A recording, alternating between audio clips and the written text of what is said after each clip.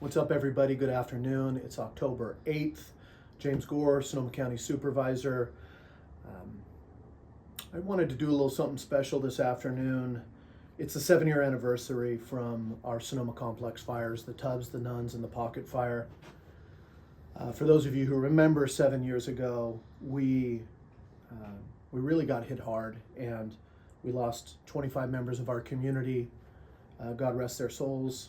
4,600 homes were burnt down, and really the past, present, and future all switched and created a new focus for us going forward. We were caught on our heels, and in the days following, we made a pledge, which was never again. And that's not never again have a fire, but that's never again get caught in that same way on our heels.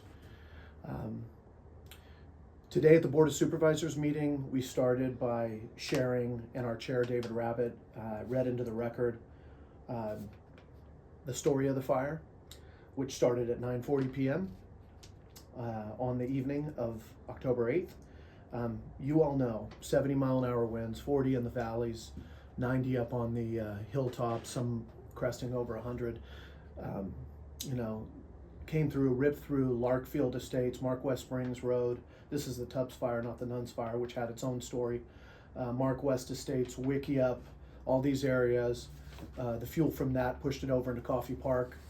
Another 1,600, 1,800 homes burned down there. We all woke up in kind of a fog of war the next day, which is when the fire was still burning through the entirety of October 9th. And I'm not here to talk about destruction. I am here to honor the names of the 25 individuals that we read into the record at the Board of Supervisors today, and our continued attempt to honor their lives and their families. But also at the same time, really here because actually I'm finding when I talk to the block captains and all the individuals that we worked so hard with to rebuild, with them at the lead, with them at the helm, and to support in every way possible from a local government perspective, is really that October 8th and 9th is when the fires are burning. But October 10th was really when rebuild started immediately, and resiliency in our mission to have the new normal not be just what is happening to us with these disasters and all of the disruptions that we've been encountering, but the new normal really being how we as a community rally together, become stronger, and pre-defeat those that lack of preparedness, that sense of complacency, which we can never go back to. I oftentimes tell people that at the same time, you really don't want to live on edge, but that's really the true definition of preparedness is that you control what you can, you're prepared, you analyze, you don't avoid the tough conversations with your family, the tough thoughts about what would happen if you lose. You don't leave that in an anxiety place. You actually plan for it, and then you set it aside, and you have the confidence, hopefully, as mature people in a mature community, where then at that point your focus is really kind of like the serenity prayer. I've controlled what I can. I got to realize that there's a lot I can't control, and I have to be wise enough or have enough knowledge to know the difference between the two, so I don't just spin myself into nothingness. But I just, on this 7th anniversary, just really want to honor the work of all of the fire victims who became fire survivors, who, as Lisa Frizzy said, then became fire thrivers. I want to honor all of the first responders who have saved so many of us. I want to honor the emergency management professionals who have gone in and developed new ways to not only evacuate communities, but also do with us exercises in remote areas that we go out and focus on getting people prepared. And all the amazing community members, the nonprofits, the houses of worship, our churches, our cities, and others who have just risen up.